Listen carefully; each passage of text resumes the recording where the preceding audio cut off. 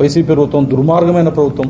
జగన్ రెడ్డి గారు సుగాలి ప్రీతి చేసుకున్నటువంటి జరిగిన చర్యలోంటి దుర్మార్గమైన చర్యలో ఆయన సాక్ష్యాధారాలన్నీ జగన్మోహన్ రెడ్డి గారు తారుమారు చేశారు. ధనంజయ రెడ్డి గారు నెంబర్ ఇచ్చారు.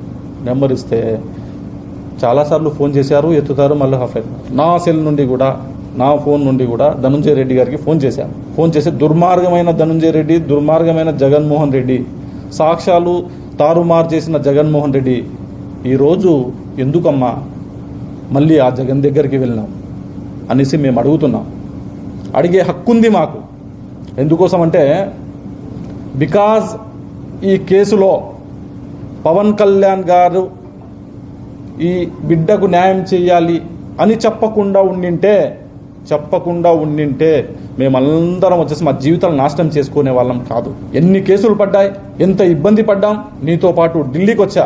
ఢిల్లీకి వచ్చిన తర్వాత అమ్మ వెళ్ళడానికి వచ్చేసి ఫ్లైట్ టికెట్లకు వచ్చేసి నా టికెట్తో పాటు నేను పెట్టుకుని మళ్ళీ నీతో పాటు వచ్చిన వాళ్ళకి 2 టికెట్లు పెట్టి, ఫ్లైట్ టికెట్ పెట్టి తీసుకెళ్లి ఢిల్లీకి వెళ్తే అక్కడ తీవ్రమైన జ్వరం, ఇక్కడే కరోనా సెకండ్ వేవ్లో తీవ్రమైన జ్వరం ఉంది నాకు. అయినా నీతో పాటు వచ్చిన తర్వాత ఉన్నాం. National children's right commission NHRC వెళ్ళిన తర్వాత సమస్యను అక్కడ చెప్పాం. తర్వాత ఏం చేశాం, ఈ రోజు వచ్చేసి జగన్ గారు మీ ప్రభుత్వంలో ఇచ్చినారు, జీవో ఇచ్చినారన్నా, నువ్వే న్యాయం చేయాలా, సిబిఐ జీవో ఇచ్చినావన్నా అనేసి నువ్వు అంటున్నావు కదమ్మా. ఆ జీవో తీసుకుపోయి చూపించినమిట, జీవో అనేసి సిబిఐ ఆఫీస్లో జస్ట్ లైక్ ఏ టిష్యూ పేపర్. ఇన్వెస్టిగేషన్ ఆఫీస్ లో మేము అక్కడ సిబిఐ డైరెక్టర్ ని పేరు జస్టిస్ మినిస్టర్ రామదావలే గారు ఉన్నారు కదా సార్, ఆయన అపాయింట్మెంట్ తీసుకుని అక్కడ నుండి వచ్చేసి ఆయన మాట్లాడారు. ఆయన పర్సనల్ పిఏ గారు అక్కడ మాట్లాడారు. అక్కడికి వెళ్ళాము. తర్వాత వచ్చేసి central child commission, central child commission దగ్గర కూడా కలిసాము. SC/ST సెంట్రల్ SC/ST కమిషన్ ని కూడా కలిసాము.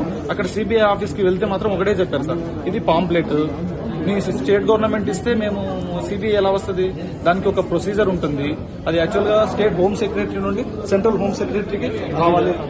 వెళ్ళలేదు. సంవత్సరం క్రితం జీవో ఇచ్చినారు. ఆ జీవో పరిస్థితి ఏంటని ఈ రోజు ఆయన తిరిగి చూసుకోవాలి. ఆ జీవోస్ పట్టుకుని మేము సిబిఐ చేసిందని ఎంతో ఖర్చు పెట్టుకుని ప్రయాసతో మేము ప్రజా సంఘాలు మేము అందరం కలిసి ఢిల్లీకి పోయి విచారిస్తే ఆ జీవోస్ మాకు పాంప్లెట్ తో సమానము.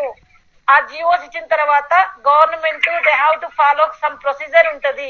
ఆ ప్రొసీజర్ లేకుండా ఎన్ని జీవోస్ ఇచ్చినా మాకు పనికి రావు, మీరు రావాల్సిన అవసరం లేదమ్మా, మేమే మీ దగ్గరకు వస్తామని సిబిఐ వాళ్ళు మాకు చెప్పడం జరిగింది. ఆ ప్రొసీజర్ ఫాలో కాకుండా ఇలాంటి ఇంకా ఎంతమంది సుగాలి ప్రీతి బలి అయినా కూడా జగన్మోహన్ రెడ్డి గారికి ఏమి గాని తగలదు. ఎందుకంటే ఆయన ఇంట్లో 2 ఆడపిల్లలు సేఫ్ గా ఉన్నారు, ఆయన ఛాంబర్ లో ఉన్న ఆడవాళ్ళు సేఫ్ గా ఉన్నారు. అందుకే ఆయన న్యాయం చేయరు. గత 5 సంవత్సరాల్లో జగన్మోహన్ రెడ్డి గారు మా కేసును సిబిఐకి ఇస్తున్నామని చెప్పి దొంగ జీవోస్ ఇచ్చి మరి మమ్మల్ని మోసం చేయడం జరిగింది. మరి సిబిఐ ఆఫీసు కూడా మేము వెళ్లి విచారించగా ఇవి పనికిరాని జీవోస్ అండి అని చెప్పడం జరిగింది. మరి అలా మాట ఇచ్చి మోసం చేసిన జగన్మోహన్ రెడ్డి గారి చేసిన ప్రతి ఒక్క చర్యను కూడా మేము మరి మేడం గారికి వివరించడం జరిగింది. జగన్మోహన్ రెడ్డి గారు ఈ 5 సంవత్సరాల్లో మా కేసుకు, మా కుటుంబానికి, తర్వాత మా వెంట ఉండి నడిచిన జన సైనికులకి, హర్షద్ గారికి, బాలసుందరం గారికి, ఇలా మా వెనకలున్న ప్రతి ఒక్క నాయకులకి ఎన్ని కష్టాలు పెట్టారో, ఎన్ని నష్టాలు చేశారో, కేసును ఎంత నీరు గార్చారో మరి మేము సుదీర్ఘంగా మరి హోమ్ మినిస్టర్ గారికి వివరించడం జరిగింది.